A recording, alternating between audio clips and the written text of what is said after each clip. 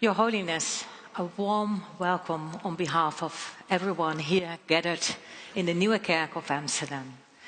It's Amsterdam's strong historical tradition of being a safe haven for religion and expressions of life, and that makes your presence here even more special.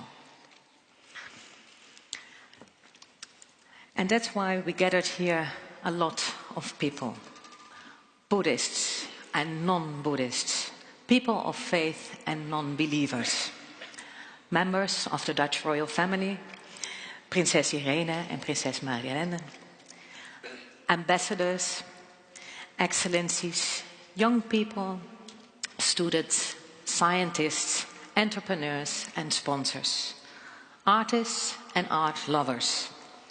All have come together here to celebrate life in its many forms.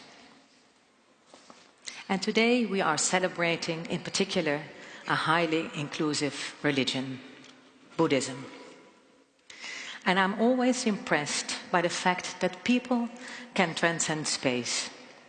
We gather here in this historic church to celebrate all walks of life and all expressions of life and society. And I'm delighted that we are now able to include your presence, Your Holiness, to mark the festive opening of our exhibition of Buddha's life. In a way, we are here in a small group, visibly gathered here together. And we are far from the bustling streets of Lhasa, far removed from the tranquility of Lake Mori in Ladakh. And we include just a tiny part of the great global community of Buddhists around the world. Your Holiness, we cannot bring the chai bearers into the church now, or the pious traversing the Ladakh Lake, and nevertheless, we can connect with the entire world. Ladies and gentlemen, look around for the cameras. We are joined by people all around the world in live streaming at this moment. Maybe we can all wave to the cameras. Thank you very much.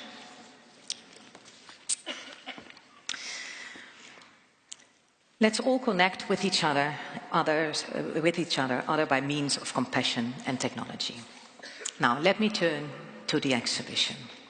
We have chosen to examine Buddha's life through the eyes of contemporary artists, presenting ancient Buddhist art alongside contemporary works, and artists including Salvador Breed, Koos Kreukel, Alicia Framis, Yoko Ono and Ai Weiwei.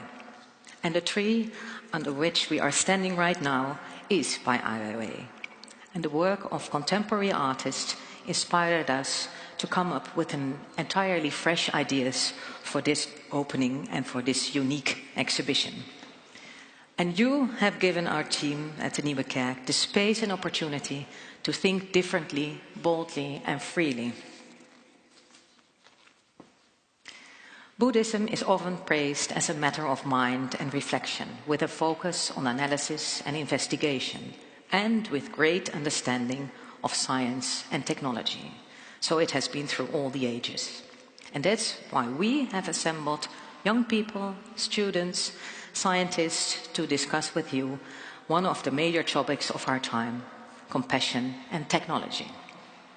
And it's my hope that our exhibition not only represents Buddhism as the world religion, as it always has been, but also brings a new light into the modern world, connecting us all with compassion. Technology adds something immaterial to the exhibition, something that enables us better to understand Buddha's teaching and therefore Buddha's life.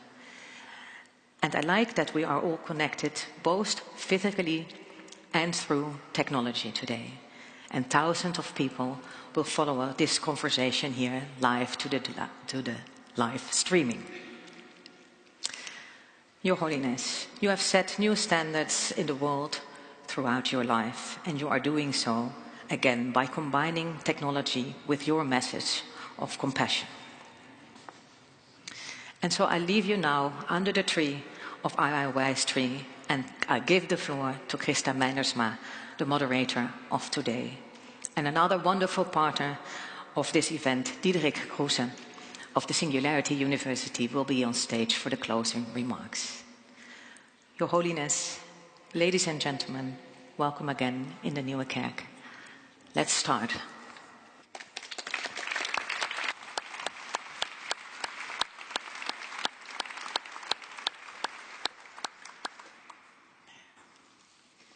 Katelijne, thank you so much for welcoming us in the Nieuwe Kerk, a church known in history for being a place where people of different faiths and belongings were welcome.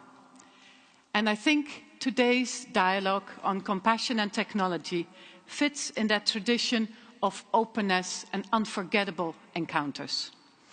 Your Holiness, today we have invited people who pioneer the use of technology to explore, together with you, the relation between compassion and technology. The modern world is full of technology, from our smartphones to computers to robots. It's pervasive, it's very powerful, and it's here to stay. On the other hand, people are interested in meditation, mindfulness, compassion, Buddhism. So we'll explore these topics, whether technology can be a force for good, whether it can enrich human interaction, in 2 panels. Each panel will last 40 minutes. In the first panel, we'll look at artificial intelligence and robotica. In the second panel, we'll look at sickness, old age, and death. Before inviting the panelists to the stage, I would invite Your Holiness and the audience to watch a small video to introduce the topic. Our world is spinning. Technology is omnipresent and powerful. As a human, it feels hard to keep up. Technology extends us, connects us, brings us closer together. It can enrich and unite us.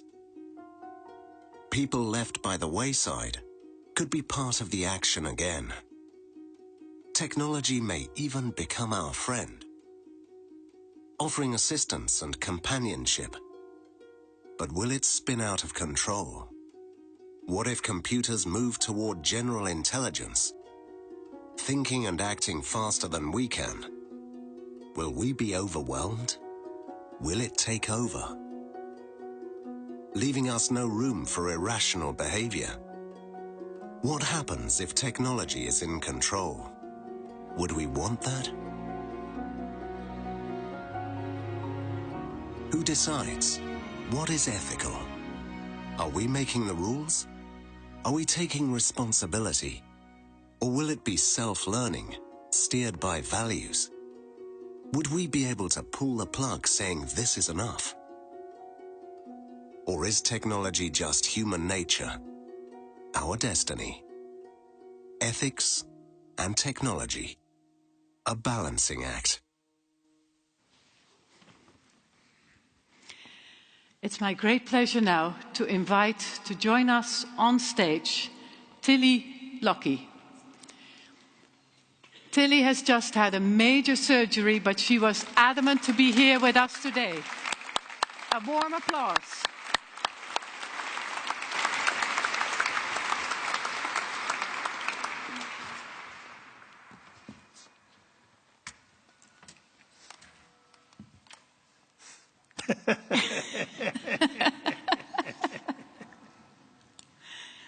Tilly, instead of me introducing you, why don't you tell His Holiness your story?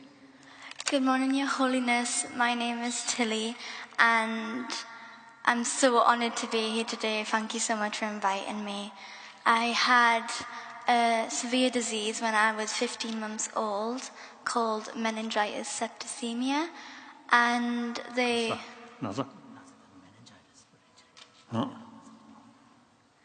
basically said that I was 100% going to die, but somehow I pulled through and I'm here today.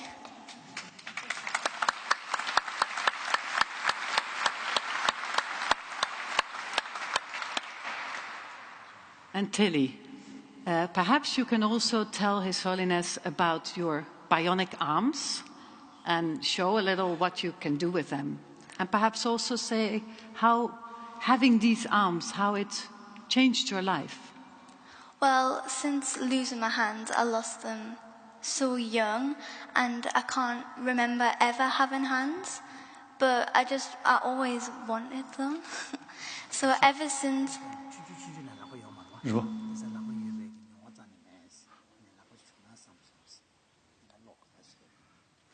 Ever since then, I've been working with all kinds of tech companies trying to help develop bionic hands for people like me.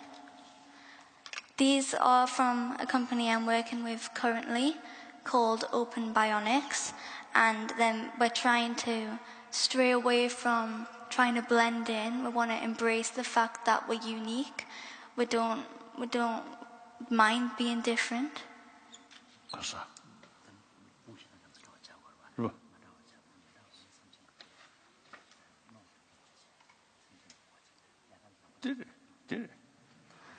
The hand I've had in the past were made to be really realistic.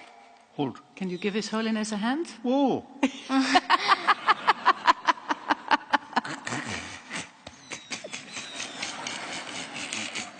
Quite strong, quite strong.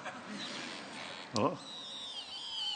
I like these hands because they look futuristic and cool, and they even have my name on the side, so that's a plus.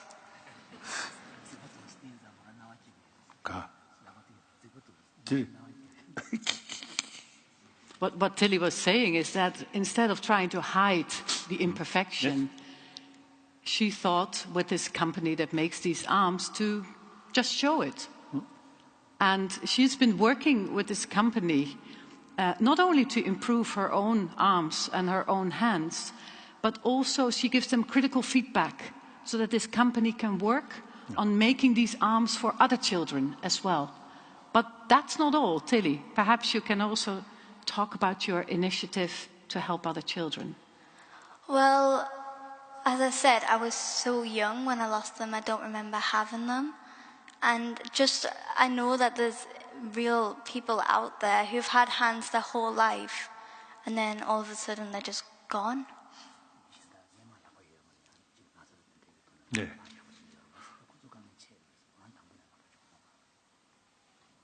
And then they had to learn to live without them. And I just thought it was really important for them to have the support that they needed.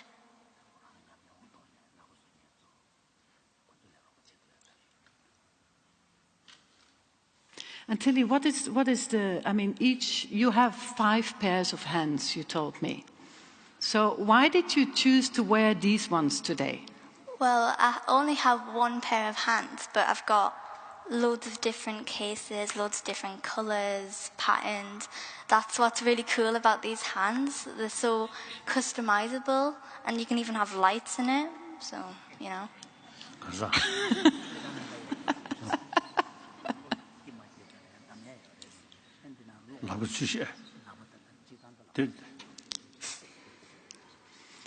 Tilly, when we talked earlier, you said you had all kinds of questions that you would like to ask His Holiness. Why don't you? Well, I think it's a really important question. What do you think, as you know, I'm working with a tech company trying to make these bionic hands. What do you think other bigger tech companies could be doing to help spread good around the world?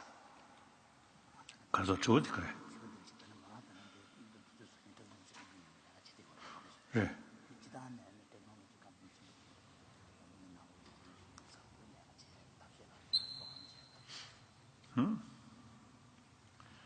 Yes, mission, very important, but mission control not by mission, but human being.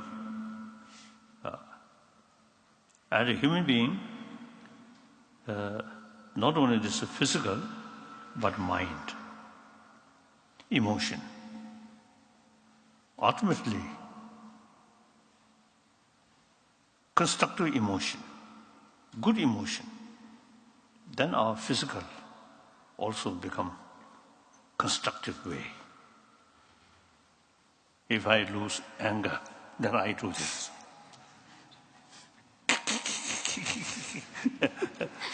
So ultimately, I believe mind. But now here, I think as a result of meeting or discuss with modern psychologists, I notice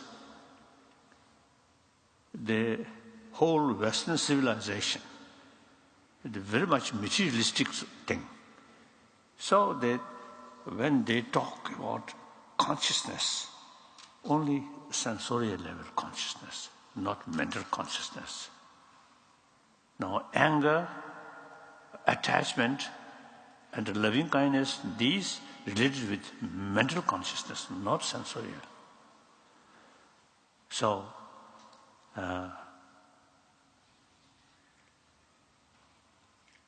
the modern technology, very, very helpful to to help, particularly with disabilities and to do with body. Very, very helpful. So you see, the company or concerned people who made this, I really very much appreciate. And you now, you see, can tell them how useful this. And then in, I think Europe, I think comparatively better facility. But look, Africa. Yeah. Many poor people. And then less developed country. Suffering. Immense. So, please, you, such I think in different part of the world, underdeveloped, a problem with physical, I think many. So the company, I think, should pay more attention. Yeah. This poorer section of the community, I feel very important. I agree. So you can make some contribution. Thank you. Thank you. Thank you so much, Your Holiness, for that advice. Let me now also invite the other panelists to this panel to the stage. Professor Maarten Steinboeg from the Technical University of Eindhoven and Karin Dolva, CEO and founder of No Isolation.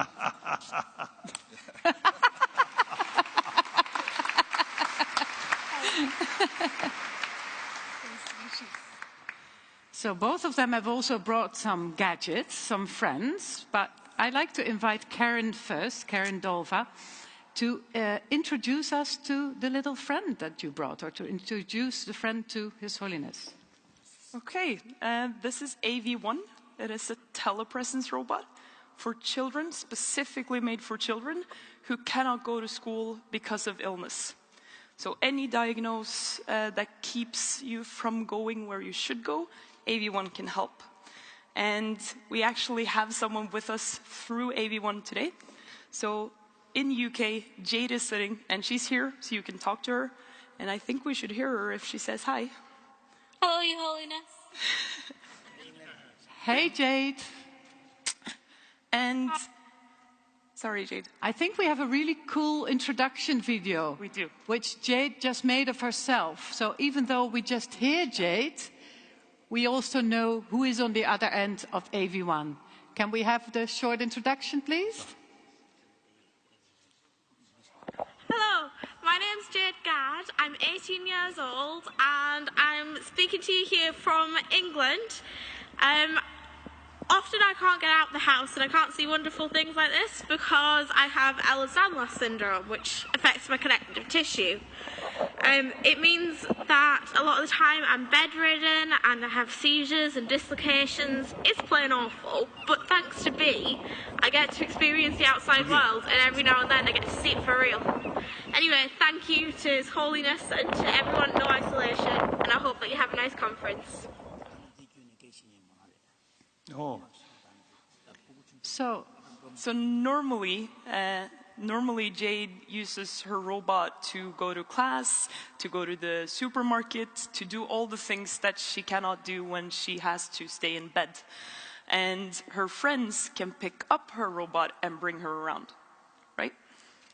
So this is Jade, but in a different wrapping. And Jade can actually move her head. I think so, unless I moved her a bit too much. 지금 텔레폰 소리 왜? So it's sort of it's like a media for communication. Yeah. True. And audio goes both ways here.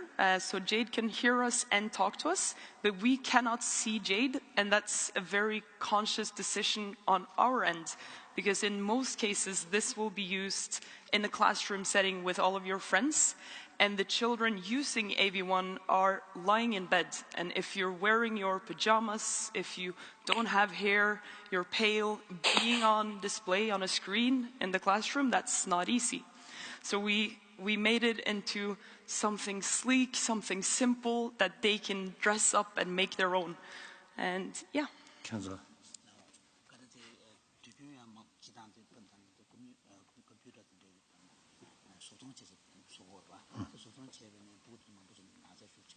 알래.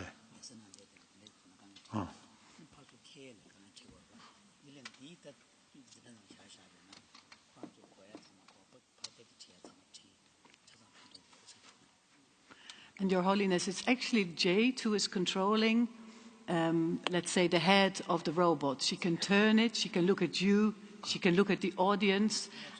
And if you like, Jade. 그네. 뭐지? I see. Maybe you could, Jade, maybe you could ask a question? I know that you had a question for His Holiness. Jade had a long list of questions for His Holiness. Yes, I was wondering, have there ever been any female Dalai Lamas? If not, why not? And do you think there ever will be? 가서. That's quite a question, Jade. Good question.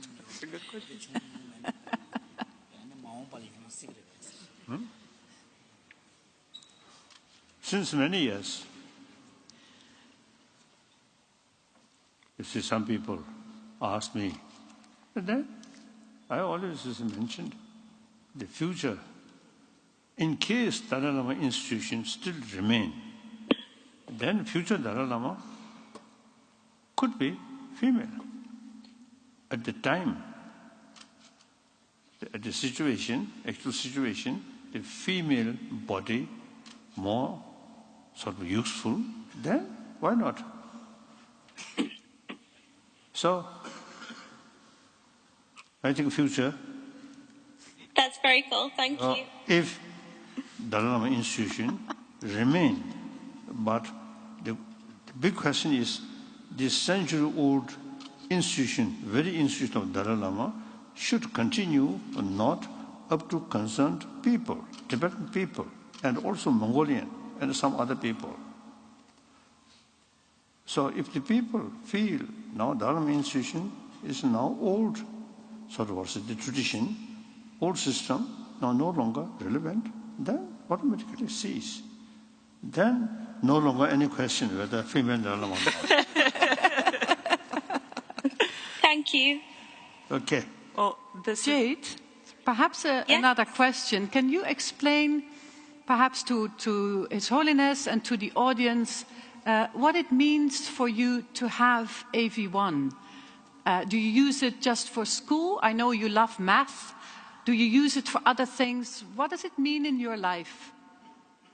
It means freedom. It means that if I'm poorly, I'm still able to do things, so I can make plans that don't rely on my health. It means that I'm able to do things such as school, but also attend appointments and meetings and have fun with my friends and keep up those relationships that otherwise would be lost.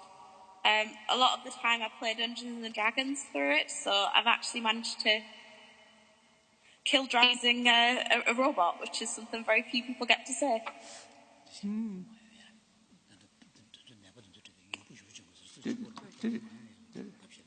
That's very right. That's very right. Can she actually see? Yes. So the visual is one way. So normally, now this is a very special setting for the robot and me and Jade, but normally this would be used by Jade, and there are 550 kids now using and having their own personal robot across Europe. And normally they would be in class, and their friends would take them out for the breaks and on school field trips. Field trips are often the thing you lose first if you get a heavy diagnosis, because it's difficult to bring you around.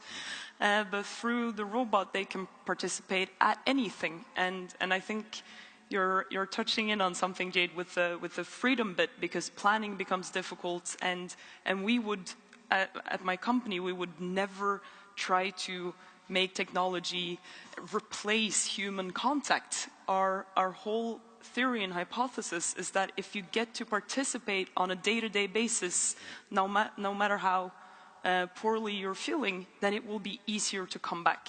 So for many of these kids, they are sick for years, and just going back to school after having been away for years, that's not easy. So we want them to stay in the loop and to communicate with all their friends every day, so that it's easy to come back, so it's easy to plan things on the weekends if maybe you're feeling up for that. Because there's so many things happening around school, and that social arena is so important, because curriculum that's data gathering, and data gathering is best done with other people. You need that social bit of learning. Your Holiness, what do you think about this? 제가 텔레폰으로 좀 말해. 수업 통과를. She can see you. Jade is having a tablet at home, so she sees everything on a video stream, and when she moves, that's because she is swiping the screen, so she can spin 360 degrees around, and yeah. And I can see really well, so I can see just how handsome you are, Your Holiness.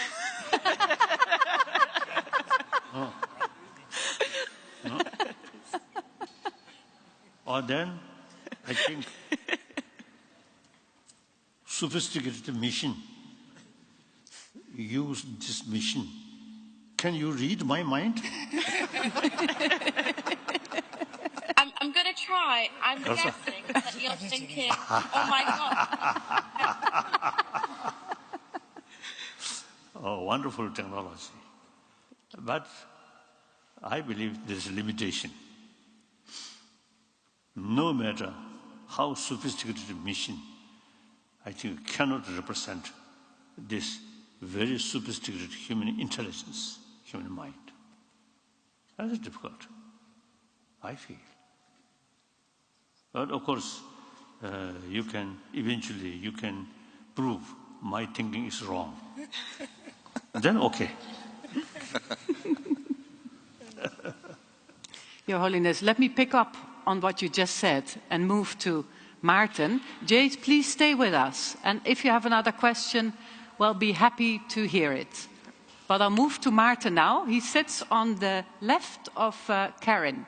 So maybe you can see him if you move your head to the left. I think she's... we don't know.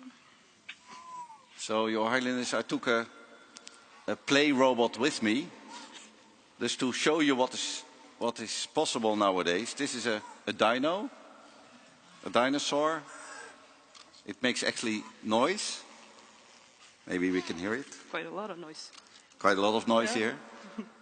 And it's really sweet. In some sense, you could say this technology also adds to compassion. Do you want to touch it? Feel it like a baby and just touch it, because it has sensors and it will react to you. Your Holiness, so far we were talking about technology that...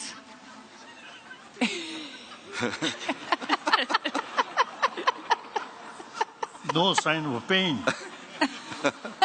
Maybe he get mad, I don't know. Oh. He likes that, you can see that. Yeah. I will turn it off, otherwise everybody is looking at the dino and not listening to us. So I will now put it off.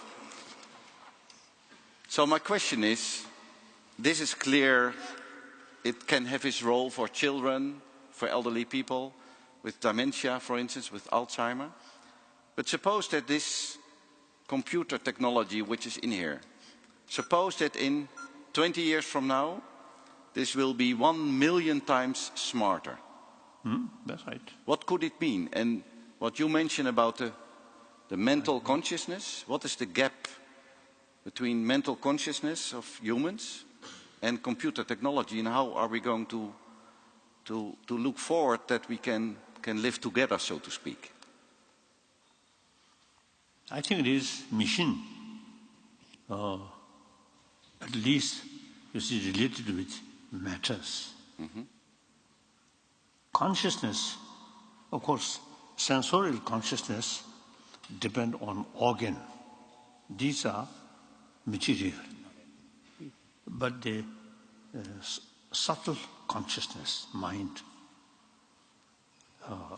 not based on, now sensorial consciousness depend on our brain. Then, like awakened time, when we fully use these senses of organs, the mental level is a very grosser level. Then dreaming, the sensorial level, consciousness no longer function. The organs then sort of rest. In mental level, dreaming. Then further deeper, without dream, more deeper level of consciousness. Then someone faint, even short period, breathing also is stopped. Then further deeper sixth mind, mental consciousness. Then the deepest, at the time of death, heart beating stop. Then blood circulation in brain stop. Then brain within short period die. But now there are some number of cases clinically died, but body still remain very fresh, including my tutor. After his death, the clinical doctors come check, and they say now died, dead, but body remain very fresh till 13 days, very fresh. Then a similar case, some cases about 3 weeks remain fresh.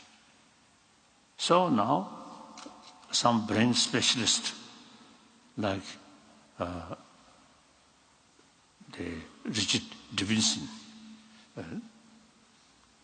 Emory Murray, Wisconsin University.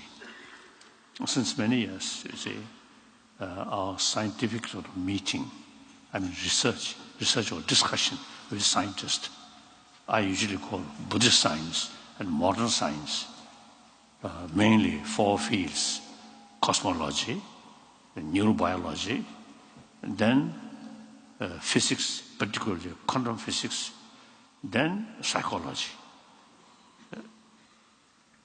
So then in the field of psychology, then the Richard Davidson now very much impressed these things. So he already also set up one project to examine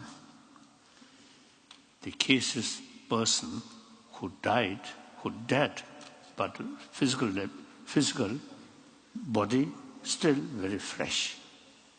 So some project is to carry further investigation.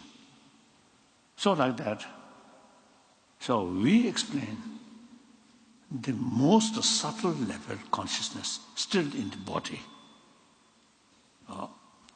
Brain stop, but very, very subtle level consciousness, more or less independent from our brain. Right.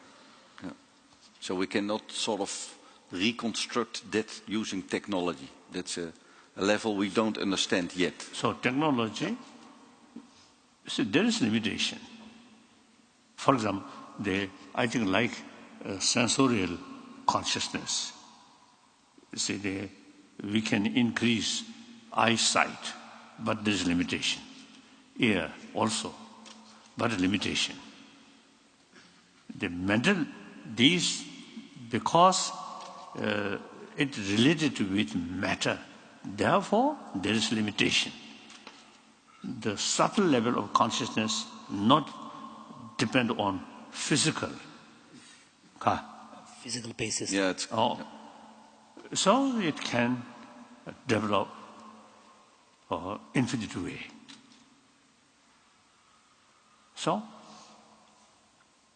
But I think the future will answer these things. I'm sure. Not necessarily we decide, it will be this way, that way. No. Yeah.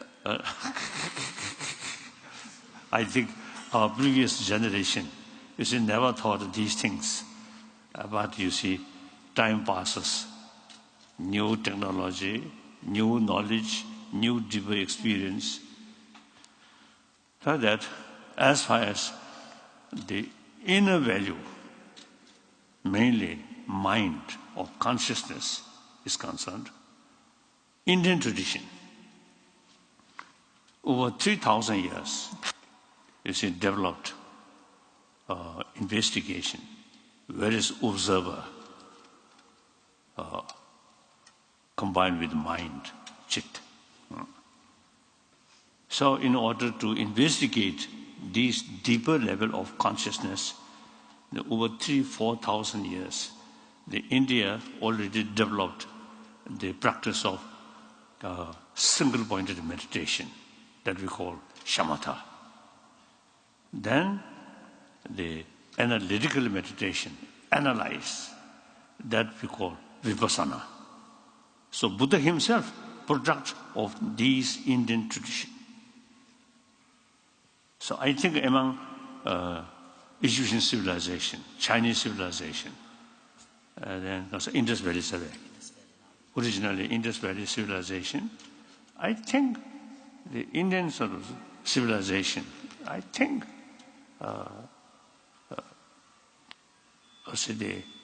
in many centuries, really pay much attention about deeper level of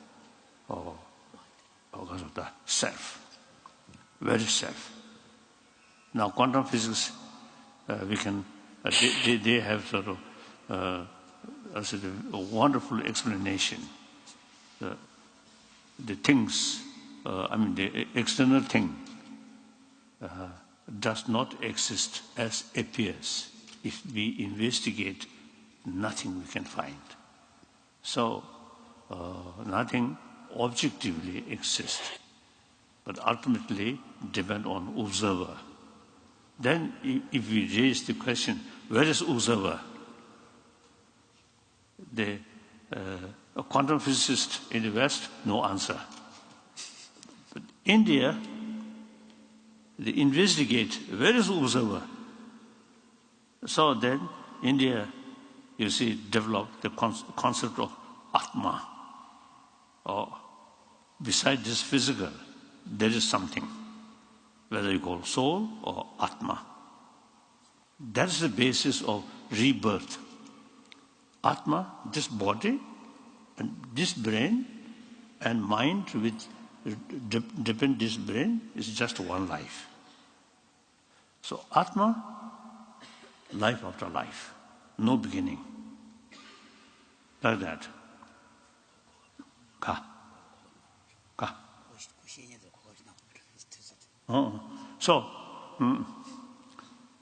So therefore,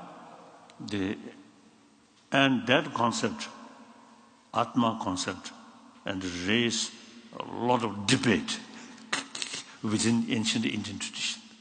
Yeah. I think it's clear. Thank you. Thank you. Maarten. Yep. But you're a pioneer in this technology, this not only robots that are programmed to do what we want, but self-learning robots. Yeah. Do you think that at some point, I mean, how does that work, self-learning robots? And do you think that at some point, you know, a robot could, for instance, learn empathy or compassion? Well, like the Dalai Lama explained, I agree with that. Everything which is materialized, everything which is linked to material, you can actually simulate in a computer. And hence, you can learn. So if you buy this toy robot, it behaves like a baby. But if you touch it, if you play with it, it develops over a few months. So there's a learning algorithm in this toy. Very simple. If the computer inside this toy becomes very smart, you can learn more and more and more. And you can learn how people look, what they mean with their facial expressions. And then the computer can have a very intelligent interface. That computer in the future could actually express much more of emotions than currently. And that's all to do with learning. But the deeper question, of course, is can you go beyond everything which is material? And we don't know that yet. And everything which is beyond material, we don't see yet how we can actually mimic that in technology. And the question also is, should we want that? But that's another question, I think. Yeah. Wonderful. I would like to thank the panelists to this panel, and I would actually... I wish now, Yeah. you see, technology, you see, make distinction. This person, trying to say something. this person, Yeah. you see, very dangerous and shorten their life, not physical action. Then some person, this is very, very sort of helpful to humanity. Yeah. So their life expand. You see, 100 years or 200 years, 300 years. Yeah. Okay. The destructive person, I think shorter the better. So the technology can make distinction. You see, this person more compassionate. This person, a lot of anger, a lot of hatred. Can make distinction by technology? Yes. Holiness is asking Could be. question. Could be. I think could be. But do we want that? That technology makes those decisions? That's the question, eh? If technology should make those decisions. But I think technology can learn a lot from the behavior of people. It can learn how people behave and what their intentions are. And there's someone who is really, as you mentioned, you see someone really sort of, I should say, very demoralized and very sad, sort of, I should say, emotion. Yes. The robot directed, yes. robot, so they can, insulation survey. So Consolate. Yes, and make the person happier. Yeah. I think so, yes. Like dog. Like a dog, yes. Dog, you see, when we show them sincere sort of feeling, they appreciate, isn't it? Yes. Not only just food. Look in their eye, they are sort of serious, sincere, compassionate eye, face. They appreciate. Yeah. But robot, I don't know, I doubt. They can learn. They can learn. I think till one robot bring here, then I believe. Okay. I will do that. Absolutely. Your next robot. Yes. Your Holiness, we'll have to say goodbye to these three wonderful people. Thank you. And move on to the next panel. I would like to thank you very much and ask you to...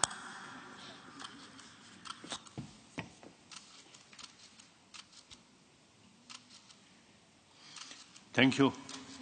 Thank you. Thank you. Wonderful. Ask you to return to your seats. Thank you very much. Thank you. Thank you. Focus. Thank you.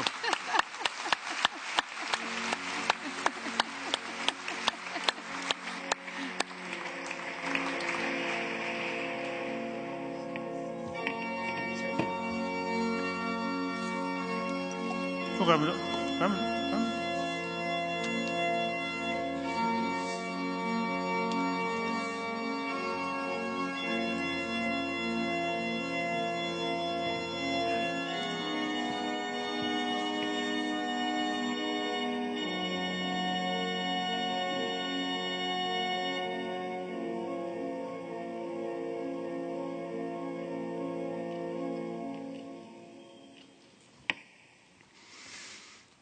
Your Holiness, the next panel will be about old age, sickness and death. Technology opens almost unlimited possibilities to prevent sickness, old age, and perhaps in the future even death. But what are we going to do if we can live a much longer and healthier life? And how do we enhance not only the length but also the quality of this life? These are the questions we like to explore with the next set of panelists, and I would invite them to come onto the stage. Chris Verburg, Liz Parrish, Selma Bolmaf and Jantine Lunshoff. Please join us on stage.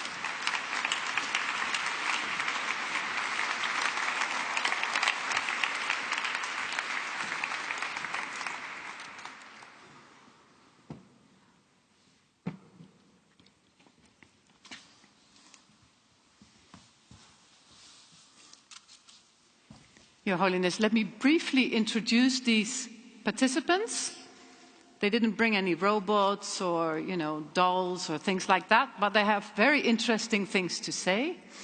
Chris Verburg is a medical doctor, a researcher, a scientist, and he's a writer of many, many books about longevity, healthy diet, and things like that. Liz Parrish is the CEO of BioViva. It's a tech company in Silicon Valley specialized in gene technology. Selma Bolmaf, sitting next to you, is a student at the Amsterdam University of Comparative Religions. She is also an alumni of the IMC Weekend School. It's a school that takes place in the weekend in Amsterdam and all across the country, and that offers curious youngsters from diverse backgrounds the possibility to meet all kinds of professionals. So it broadens their views about the possibilities in professional life. Jantine Lunshoff, she is an ethicist at MIT Harvard. She's Dutch by origin, and also in her student years she studied Tibetan studies in Hamburg. We're very happy to have all four of you with us.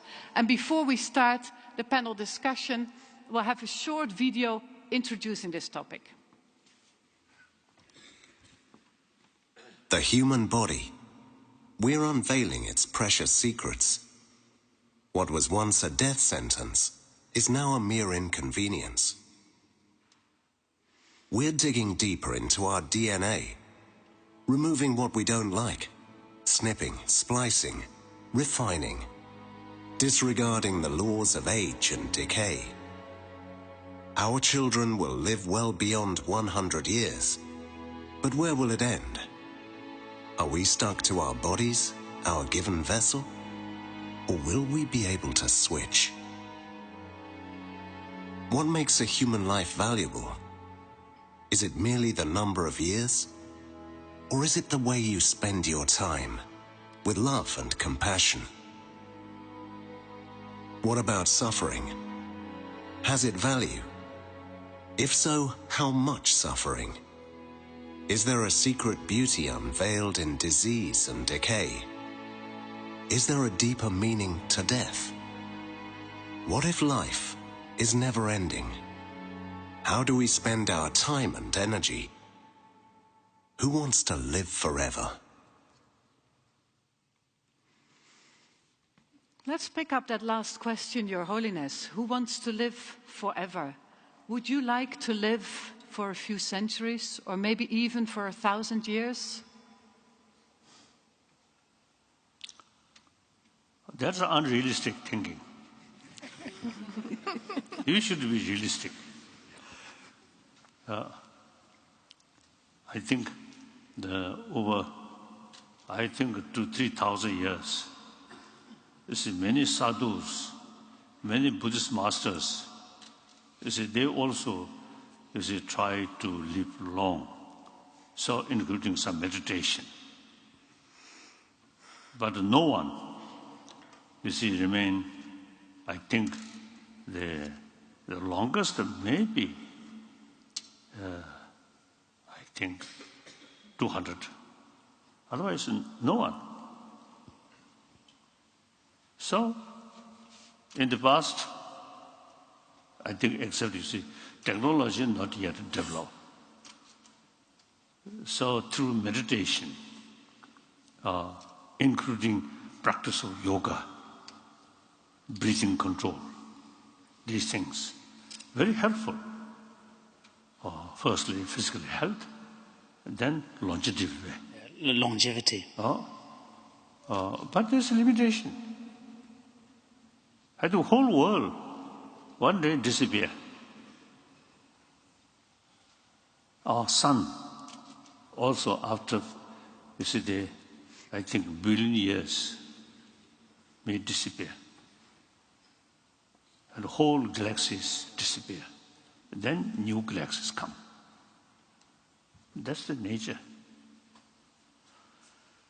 So, one's expectation remain 1,000 years is unrealistic, I feel.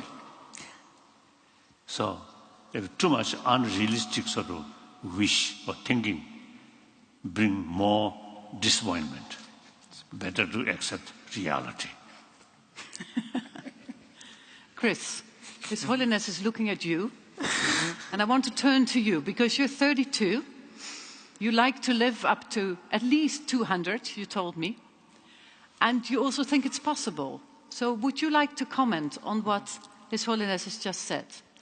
Well, His Holiness is absolutely right that with the current technology we have, we can, if we eat healthy, we meditate, we sleep well, we are happy, that we can achieve more chances of achieving 120 or 80, a healthy 80-year lifespan. Maximum lifespan of our species is about around 100, 120 years, and it's very difficult to go beyond that. That's absolutely right. But there are new technologies being developed, and in the last 2 years, we have seen spectacular experiments in lab animals, for example, where you have old mice. They have gray fur, they have bald spots, and they have all kinds of aging-related diseases like osteoporosis and so on. And they make the old mice young again. So they reverse aging in the mice. And of course...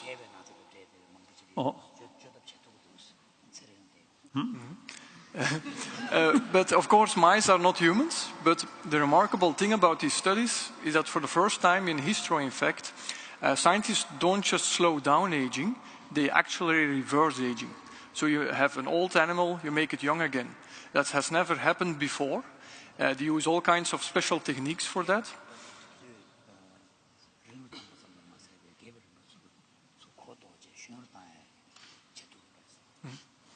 You can look at it as we have a mouse with a gray fur, bald spots, and the fur becomes shiny black again. The mice become active again.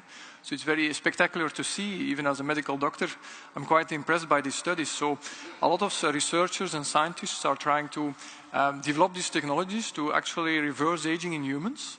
And there is a lot of research going into that recently, also a lot of investment. You have a lot of companies being created around that to really enable lifespans of hundreds of years, perhaps, in humans. And it's quite reasonable to believe that we will go to a future where people will live perhaps for centuries and still look quite young and healthy. And I don't know what's your idea about a future where people will live much longer. How can they lead a meaningful life, and what do you think about that? Yes, no. As a scientist, it is very important. This is because of the great vision. To have vision. And make effort. But then, when I first came to India, as a refugee, then we used to say 6 billion human beings.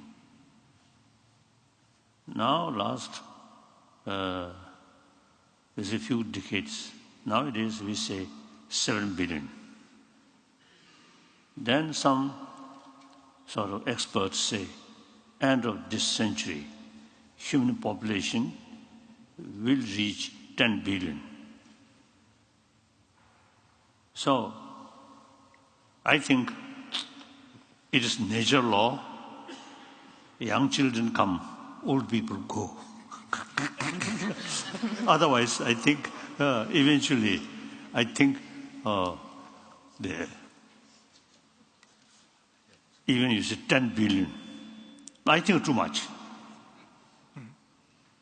Global warming really now create a problem. So firstly, I think the Dutch people here, no concern about water. And northern world, but southern world, including India, I think the shortage of water and many other people in Africa. So these, the other day, I saw one picture, Venus, some small lakes, the bigger lake died, or dry. When we flew over Afghanistan, this area,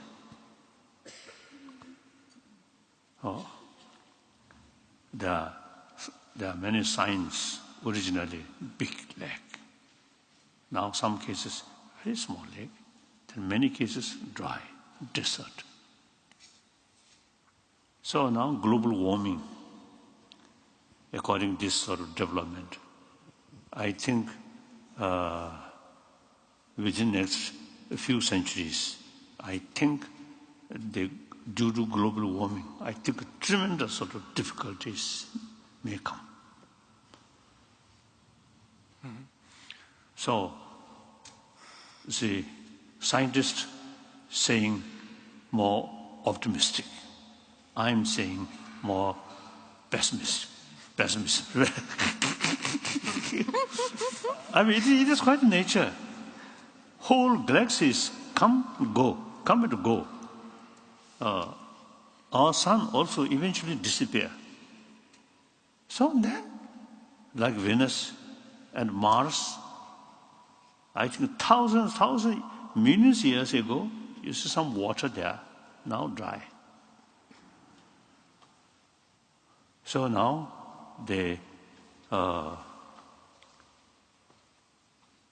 southern world, northern world, a lot of ice now melting rapidly. So that's nature process. I think technology, limited something, but change whole world, difficult. So we are as a production of the universe, evolution. Firstly, jellyfish, then gradually some animal, then apes are there. Apes. So we ourselves, this is the product of the whole of the world. So world change. So we. I think important is while we alive, remain harmoniously or compassionately. That is possible. But thinking something human being remain on this planet permanently or 1,000 years. If whole world become desert, do you still prefer we human being remain hungry person? I think you're certainly right. I think if people are going to live longer, people will mention that there will be overpopulation, but we see perhaps on the long term, if you look at 300 years or longer, we will have a shrinkage of the population because people get less and less children. And some scientists think it's going to be a huge problem, like underpopulation on the long term. In the short term, like next 100 years, there will be more overpopulation, you're right, but perhaps in hundreds of years, some simulations... So and then our question, how to control population? Well, we see that as soon as... I usually is telling, more monks, more nuns. That's a solution, indeed. More peaceful, more non-violent way of population control. Indeed. Yeah. But we should take care of our planet, definitely, and also take care of ourselves. Because the nice thing, if you slow down aging, you reduce risk of all kinds of diseases, aging-related diseases. That's very good. At the same time. That's very good. So that's very good. Indeed. That's what we see the side effect of reducing all these diseases like Alzheimer's disease or cardiovascular disease. The side effect will be that you also slow down aging, so and that you will live longer in the end. But we see that the most powerful method to reduce the risk of all these diseases is by slowing down the aging process itself. And that's why so much research is being done at that. But you're right that we have to take care that there won't be too many people in the end, and that we should better take care of our planet. Completely agree with that. And about that there will be too many people, there have also been some simulations about that. And even in a few hundreds of years, if people live even to 200 years or older, but they have much less children, there won't be that much of overpopulation. But still, it's something to keep in mind, of course. I see. Your Holiness, we did a little survey preparing for today. We did a little survey among children of 10 to 15 years old. And we asked them the question, do you want to become 150 years old? And a little less than half of them said yes. They like to spend more time with friends, have more time to play and do nice things. About 1/3 said no, because they say it's either more sex.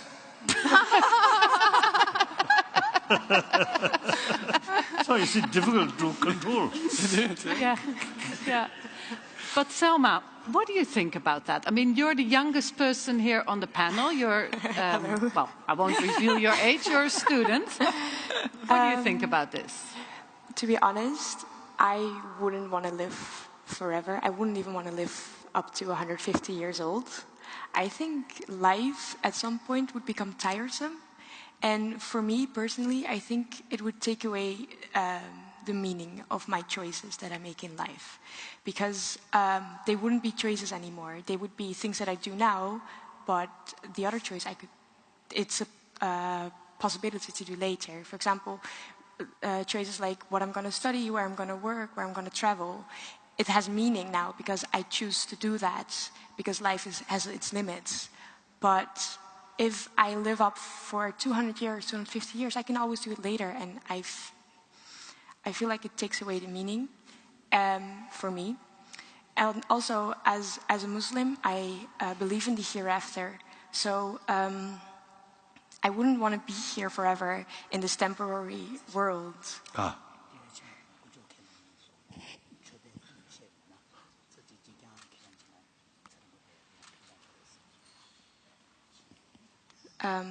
Yeah, I think that's the answer to that question.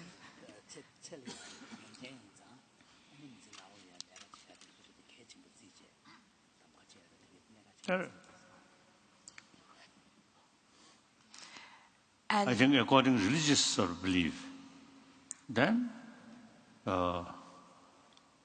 among the religion, world religion, two categories. One, theistic religion, as a belief creator, like Judaism, Christianity, Islam, and I think Zoroastrian also maybe believe creator. Then ancient Indian sort of one tradition, Sangha philosophy, one part of Sangha philosophy. So no creator, but rather self-creation. That's about, I think, 3,000 years. Then Jainism, Jain tradition. Jain tradition also we say no creator. Then Buddhism, no creator. So there are sort of different perception. So according to theistic religion, you see God creates today's world. Yeah. Firstly, human being, male, female, and then their life limitation, called lifespan. So, the other day, when I flying over Afghanistan, see, really a desert. Very sort of physical, very, very poor. There are many signs. Originally, some lake, now just desert. So, I want to complain to God.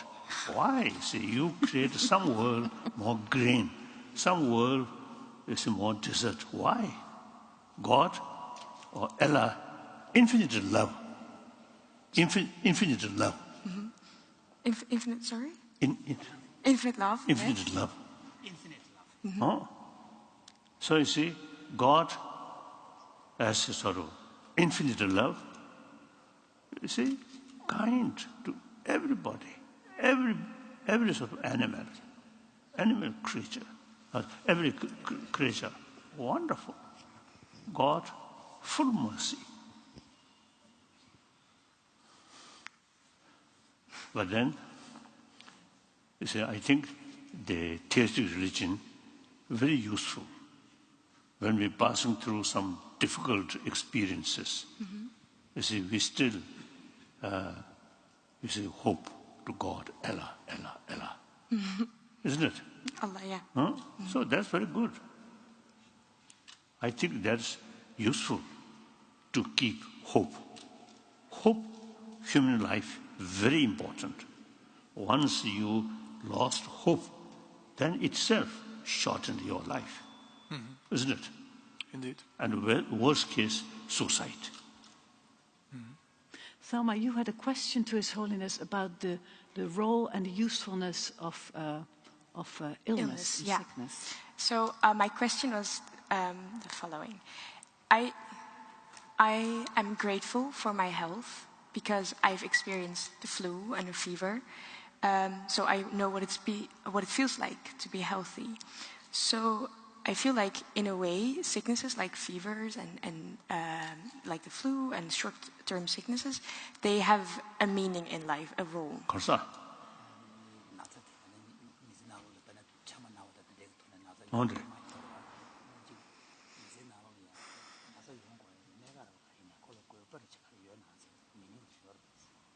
And I wondered what your view is on illnesses in life, in the life of humans. Okay. What's your idea? Very simple.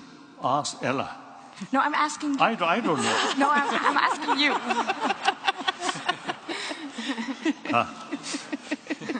It's part of our life. This physical. All the sort of also sources of illness, old age, here. By nature.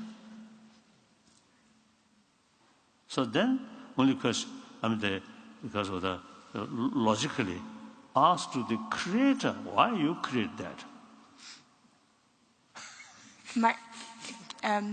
The question is more like, it's not like why do we get sick? That's not my question. Like, it's not unhappiness about being sick. I'm asking if you feel like sickness plays a role in life, and I think. Or I think you see the sort of unfortunate sort of because the experience is also useful to remind God. Yeah. When we happy, I think nobody say Allah or God. When passing through some difficult, then beyond our control, then remember Allah, God, God. Like that. So useful. Okay. So in order to remind Allah, this is some sickness. And for you, like that's for me because I believe in the God, but you don't believe in the Creator. So do you feel like it has an important role in life? According to theistic religion, we are very sinful. We do not accept God. We do not accept Creator. So Bishop Tutu, great friend of mine. So whenever we met, he always teasing me and mischievous Dalai Lama. I respond, mischievous bishop. So we very, very sort of, I said, a close friend. I really love that person, now too old. So one day, sort of some serious discussion about 3 days. On one occasion, he half teasing me. He mentioned he as a Christian, believer of God, so he ready to go to heaven. I non-believer, so he mentioned Dalai Lama goes some different place. So strictly speaking, I think non-believer go to hell. So I think the pains and difficulties reminds God, Allah. Okay. I feel like that. Thank you so much. Let's turn to Liz. Sorry. Then, of course, my own experience. Firstly, I am Buddhist. And I usually describe half Buddhist monk, half scientist. I love investigation. In Buddhist tradition, Pali tradition, not much investigation. Sanskrit tradition, I say the whole system is investigation. So, Buddha himself, you see, express, oh my follower, monks, scholars, should not accept my teaching out of faith, but rather thorough investigation. So like Nagarjuna, Aryadeva, Buddhapalita, so on. You see, these great Buddhist masters of Nalanda tradition, they investigate Buddha's own teaching. If you accept this Buddha's teaching, it goes against the reason. So we must reject that. It is quite unique. Quite unique. So, we follow the Nalanda tradition, always investigation. So we can go very well with modern scientists. Yeah. So over 30 years, I have serious discussion with modern scientists. The result, mutual benefit. We also learn some useful sort of information about how to develop galaxies or Big Bang, these things. And then also, to the scientists, they found very useful information about our mind and how to train our mind. Like that. So, that's because you see, we, Nalanda tradition, is entirely sort of, because of the system is always investigation. Like that. So, my childhood, like your age, I was very lazy student. But I compel. You see, the Tibetan, quite practical. In ceremony, they put me on throne as a holy Dalai Lama. But when I getting lesson, they treated me like one lazy young boy. So I think some of you already know. My tutor keeps one whip at me. So that whip, yellow whip. So if you suppose the student, holy person, Dalai Lama. So the whip also should be holy. So yellow whip. But my intelligence, quite smart. I know if the holy whip use, no differences of holy pain. So I study. Firstly, as a Muslim, you see, you learn by heart Quran, isn't it? So many Hindus also. Say Buddhists also, Nagaland tradition also, you see, root text we memorize. Then each word explained according commentary, mainly wrote by Nalanda masters. And then also you see Tibetan. I think the books you see, which about 100 books taught by Buddha himself. Then about 20 books they wrote by Nalanda master, like Nagarjuna and so on. Then eventually you see translation started. So many Tibetan masters, they also wrote many commentaries. So I think around 10,000 volumes. So, according to Nalanda tradition, we as a follower of Nalanda tradition, we very much pay attention for study. And there are 3 levels. Knowledge, first level of knowledge is hearing, reading. Then, because I contemplate, Then think. Critical thinking, critical reflection. Then you reach second level of knowledge, understanding. That brings conviction, thorough investigation. And then we also use extensively debate according to logic. The Digna and Dharmakirti, these 2 great logicians, hold their main writing available in Tibetan. We study. Very helpful, sharpening our mind. Very useful.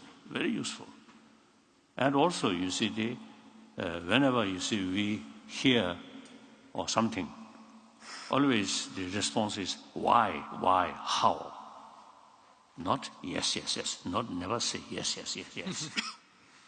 Always you see raise question, why?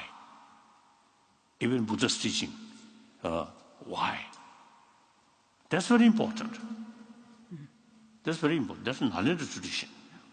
So now today, I think the pure Nalanda tradition exists among Tibetan Buddhist tradition. Not in Pali, because of the country like Sri Lanka, Burma, Thailand, mainly Pali. And then China, Sanskrit, follower of Nalanda. But they not much extensive sort of use logic. Therefore, the Digna's text and Dharmakirti's sort of text, some portion not fully translated into Chinese language. So only Tibetan. So we study this. I think in order to become a fairly good scholar, at least 20 years study. In Tibet, in the past, 30 years study, very rigorous study. So the study, very important. As I mentioned earlier, the understanding, hearing, first level. Then understanding through, so analyze. Then second level of understanding, that brings conviction. Then familiarize, then you get experience.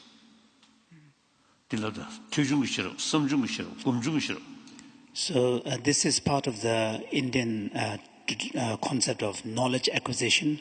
Initially, the knowledge is really confined to words and intellectual understanding, but on the basis of critical reflection, that knowledge gets integrated and conviction arises, and then on the conviction, then that knowledge can become more part of one's experience and being. So there's 3 levels of knowledge. Your Holiness, we have 2 more very investigative minds on this panel, who I would like to bring into our wonderful discussion. One is Liz Parrish. Liz is not a scientist, but she is a practitioner, and she has actually experimented with gene therapy on herself. And so my question to her would be, why did you do that? And what did you actually do? Is it attachment to youthfulness in this life? Could you explain this to His Holiness? All right, so Your Holiness, every year hundreds of millions of people suffer from chronic disease, and 40 million people die of biological aging alone. So in order to reduce the suffering in the world after the diagnosis that my son had of a chronic disease, I embarked on a journey of learning about medicine and technology. On my journey, I discovered gene therapy. So in 2003, after the human genome was discovered and run and analyzed, we don't fully understand it yet. It'll be a long time until we do. But we got our first glimpse at genes that may actually create healthier lives. So when we look at the human lifespan, if we look at people getting sick around 65, but maybe living to 120, we actually want to increase the health span of individuals to their maximum age. So right now, it's not about extending lifespans indefinitely. It's about creating healthy lives. And I would really like to know your feelings on this type of technology, editing the human genome so that we don't suffer from things like Alzheimer's, heart disease, cancer, and organ failure.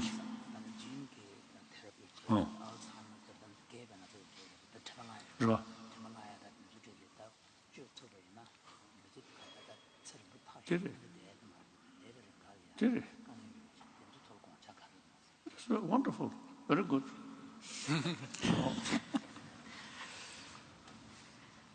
But the important, I feel, the not question of because of the longevity, lifespan, but life should be meaningful life. That's important. Yes. You know, meaningful means, if possible, help other. If not, at least restrain harming other. That's a meaningful life. We're born on this planet, whether there's creator or not. It is fact. Now we're born here, not create trouble, not for create because of the create trouble. No. We are a social animal. You see, born on this planet as a human being, as a member of the social animal.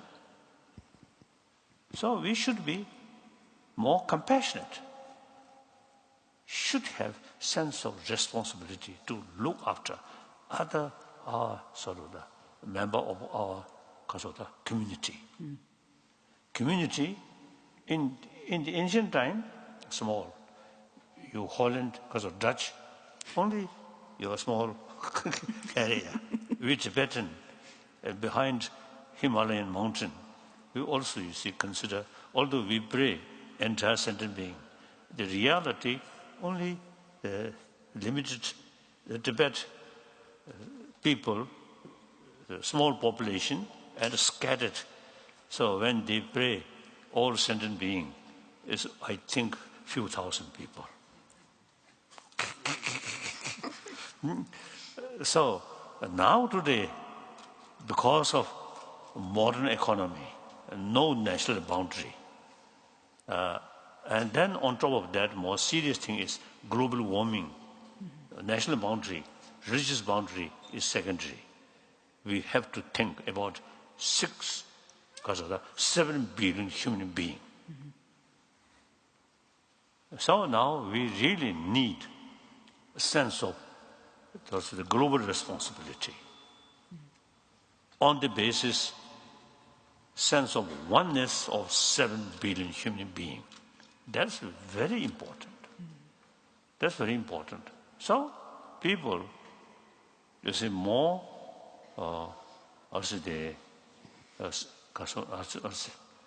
sense of concern of others' well-being as a truly social animal, then such person, you see, remain healthy body and has a long life, very good. Other hand, people, they actually the creator of a problem. I think we should pray, we should wish shorten their life. Not violent way, but please, Allah, judge, you see, such people shorten their life.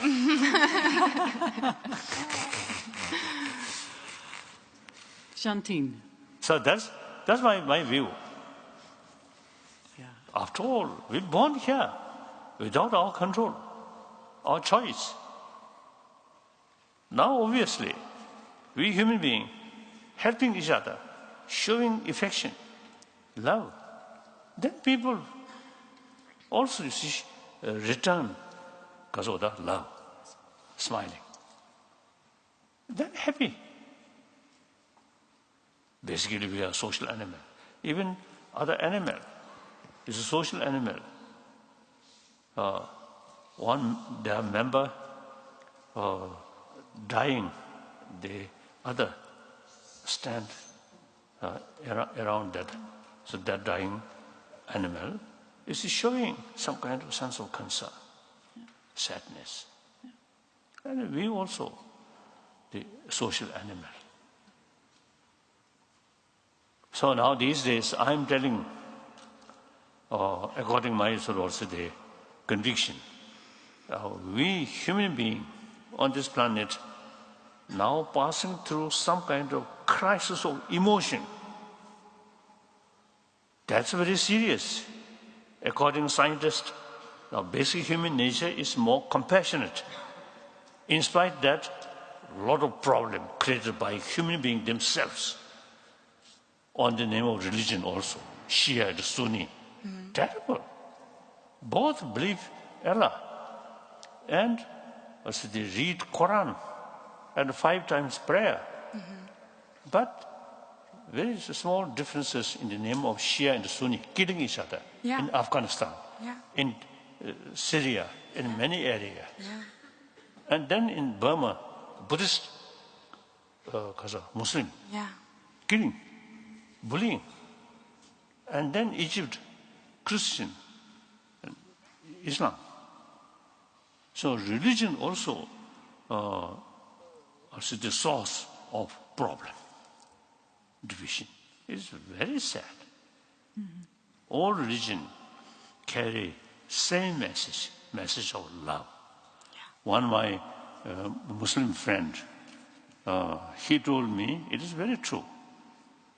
Any Muslim, if create bloodshed, then actually no longer genuine Muslim. Then Muslim should extend love towards entire creations or creatures of Allah. Wonderful. Wonderful.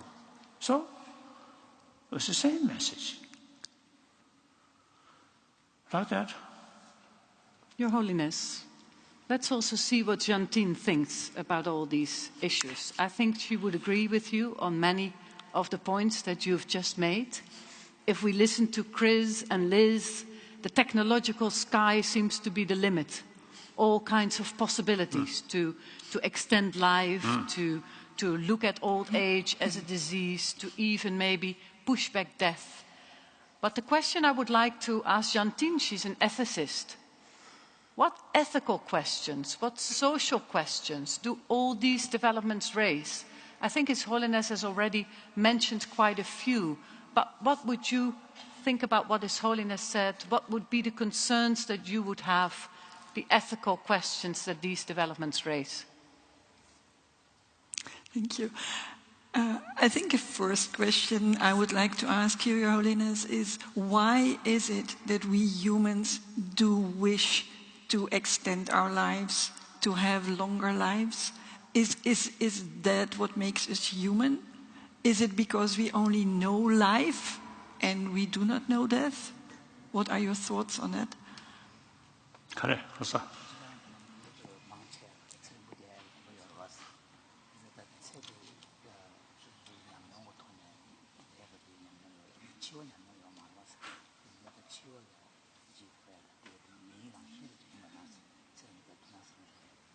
That's me. I think even animal loves their life. Even a small insect, when our finger go dead, it's they, They avoid. Because they love their own life. That's quite nature. Because of that, we live, or evolution take place. So we human being also loves our own life. So then death means end of that life. So, and then it sort of in addition, the life, at least we can see, we can learn, we can ask some problems to others to seek help. The death, mystery, dark.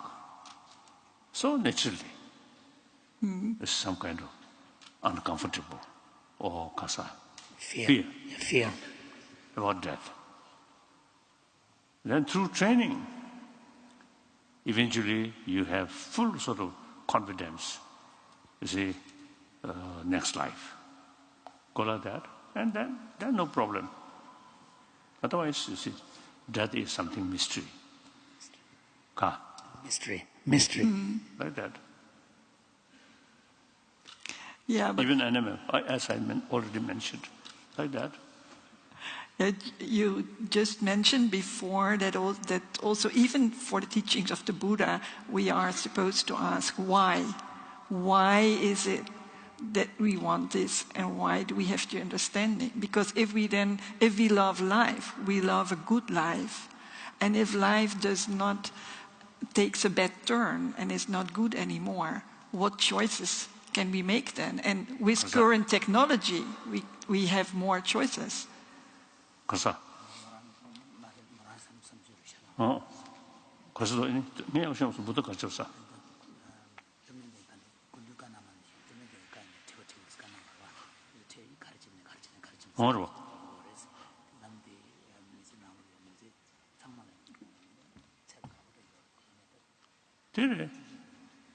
That's right. Whether there is creator or not, so we have this marvelous brain. So with that intelligence, I think this side of brain, elephant, some other sort of animal, the size of this part of the brain is much bigger than human being. So they are seeing, hearing much stronger than human being. But the mental level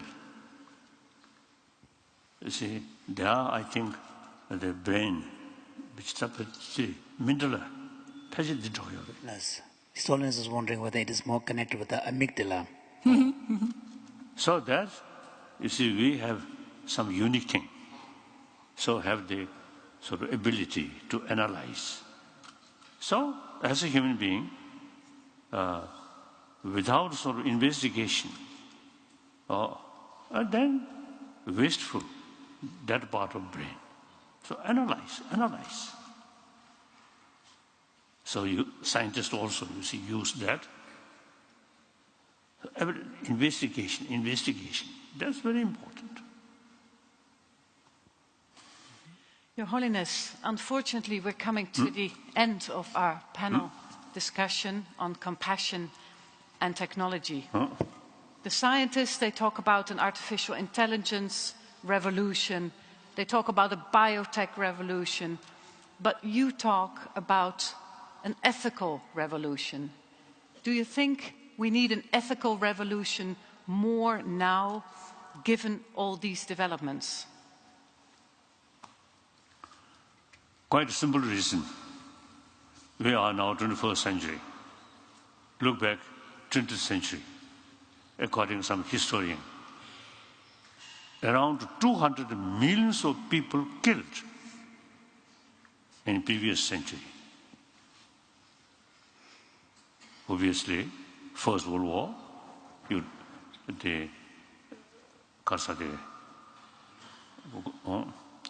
the Holland, Belgium, I think German army, in order to invade France through, I think, your area, go like that.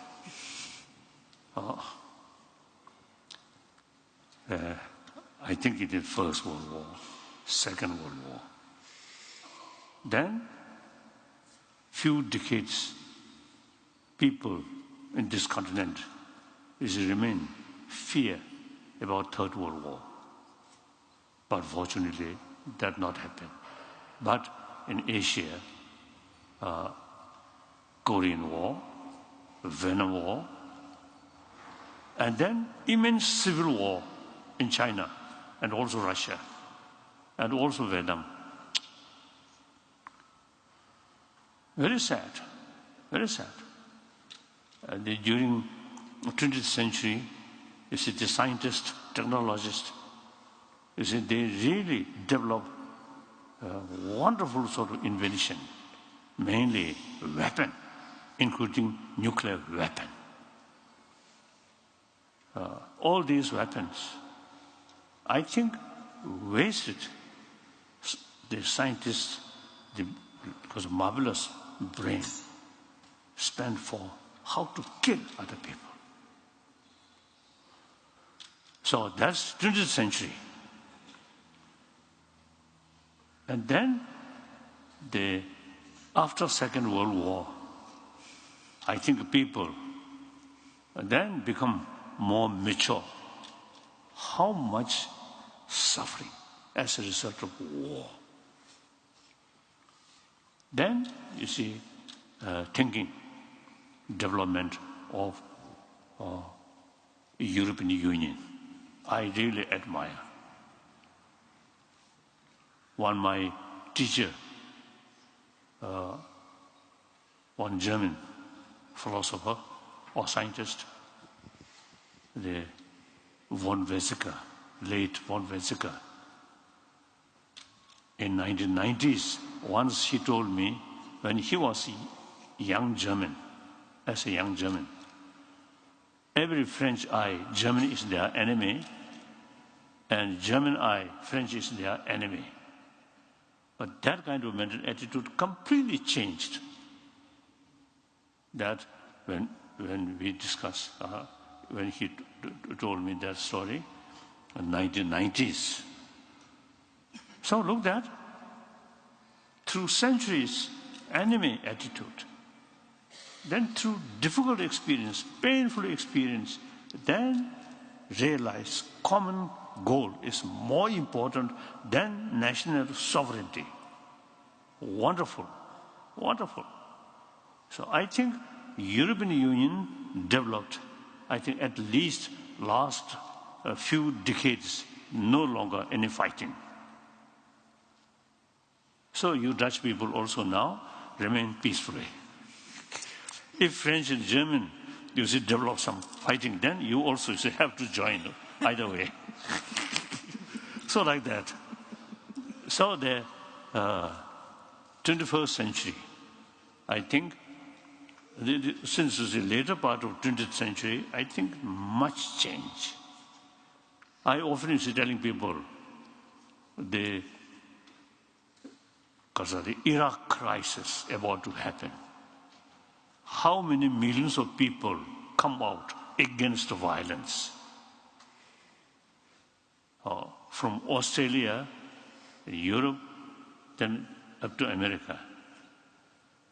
So people, I think, really totally against violence. Wonderful, wonderful. So still, some government, some country selling weapon, very unfortunate. In order to create a peaceful world, I think we should think, ultimately our goal is demilitarize the world. Very important. So now, this century, 21st century, since I think this century is just following of later part of 20th century, so there is a real possibility to create happier world, peaceful world. So now we need vision, the peaceful world on the basis of sense of oneness of humanity. Not my nation, their nation, not my religious sort of follower. Different religion, different nationality is secondary. Basically, we are same human being, isn't it? Yeah. So, 2 eyes, 1 nose, 1 mouth. The 7 billion human beings are same, isn't it? See, we, our own sort of creation, this nation, that nation, Muslim, Buddhist, Hindus, Christians, secondary. When we're born, no differences, same human being. We all, you see, survived with mother's milk, same. So, like that. So therefore, now I think the time comes, we should make effort to achieve happy world. No longer, you see, due to small differences in killing each other. Okay, that's all. So I'm very happy now one Muslim sister here. one of my commitments is trying to promotion of religious harmony. As I mentioned earlier, in Syria, in this area, you see, due to different religious tradition, killing each other. India, I always is telling, over 1 billion population, all the world major religious tradition live together there. Over 3,000 years. I think firstly, India's own sort of the different religious tradition, then later Zoroastrian from ancient Persia, and then Judaism, Islam, Christian come outside. Then all major world religious traditions live together in India. Yeah. So it is possible. Religious harmony is very possible. India, big country with a long history and over billion populated nation. So India, quite a troubled, because a troubled area, but still, as far as religious harmony is concerned, wonderful. That's an example. India, huge, over billion populated nation, can keep religious harmony. Then why not the other smaller countries. Religious harmony is very possible. So I fully committed the promotion of religious harmony. So shake hands.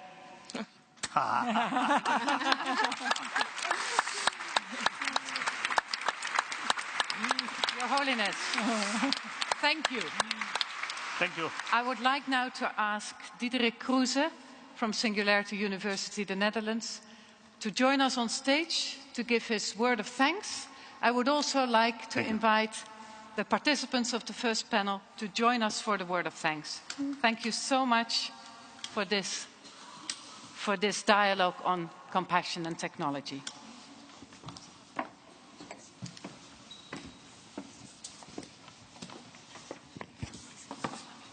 Well, come here, come here. Thank you, Krista. Thank you, Dear Holiness. Time and chance happening to us all. I would like to start with our setting as a closing. We're in a church built 600 years ago, at the end of the Dark Ages. Just try to imagine what it feels like to live in that time period. The music you hear during the ceremony is composed by a Buddhist, Philip Glass, entitled Mad Rush. The church was built on an orchard, and now we have Ai Weiwei's tree to remind us, or that for some refers to rapid growth and a powerless minority. The deer reminds me of the beauty and fragility of nature, and yes, there is a deer inside. And in Buddhism, it refers to seducing desires, temptation. Yoko Ono brought us earth from conflict areas to remind us of our dark side, our unpeaceful history. And today we're honored by the presence of His Holiness the Dalai Lama, a noble man of peace. So just to set the scene, this moment is rich in meaning and symbolism, showing us two sides of the spectrum. I recall vividly that Paul Mostert, the deputy director of the new church, called us with the request to contribute to an opening for an exhibition on the life of Buddha. And I especially would like to thank him, Krista, Siebe, Madeleine, Madeline, Dave, Partijn, and all others involved for the wonderful result, a beautiful composition. Singularity is grateful to be able to contribute to a conversation on compassion and technology. Tech requires compassion when designed and when used. Singularity refers to the fact that we can't look beyond the present with great certainty. Progress will leave very few things the same. Our human nature, curiosity, desires will have no ending. So how can we focus our attention, our desires to the positive, the important, using tech for good? And what's good? The previous exhibition of the Nieuwe Kerk, the new church, and Singularity Summit refer to be the change. Be the change you wish to see in the world. We might disagree upon the use of technology, its purpose, its goals, or how to get there. Perhaps that's part of the beauty of our human quest. Even with eternal life, the quest remains, how do we want to spend our time and energy? No one will ever have all answers. We have to explore together what a good life, a good society, and the right application of technology entails. In a complex world, there are often no simple, static answers, so we should not concentrate wealth, capital, power, knowledge. We need the distributed kind. Allowing perspectives from all angles with deep dialogue. And yes, there will be unintended consequences. Our sight and nature is limited. You can argue whether technology for mankind is nature, second nature, or culture. In any event, the technological evolution will raise deep questions. Like, what does it mean to be human? Is prosperity limited to the circumstances of one's birth? Will progress by some result in abundance for all? What is progress? How much do we need? How much is enough? Where do we draw the line? Will we be able to extend our concern beyond borders? Will we be able to consider the impact of our actions and change our behavior? I feel joyful. I feel joy when I see Tilly taking on life with all her potential and imagine her playing the piano. I feel joy when I see AV1 users being enthusiastic about being able to join friends and go outside for the first time. And I feel joy when I hear youngsters ask Maarten whether a robot will fall in love with them. I certainly would feel joy if dear ones could live a little longer.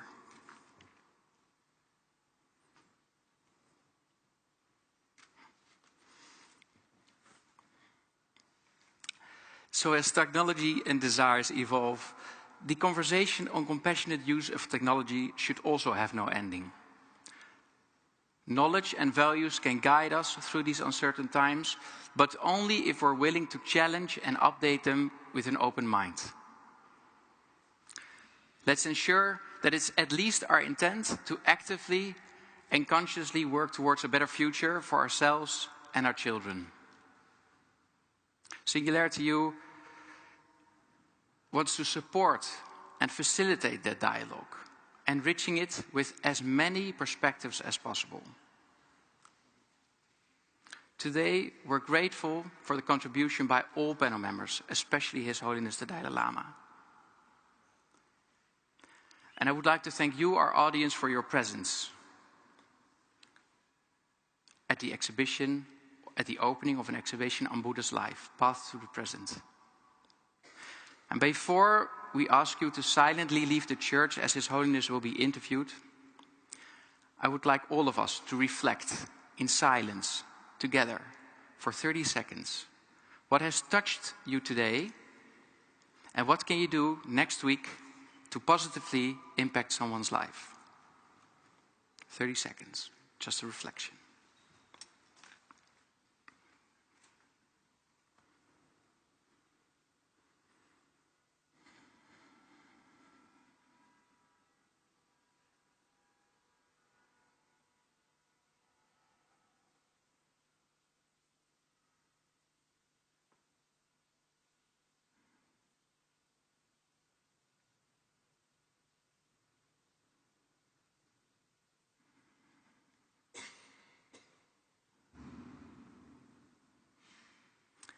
Thank you.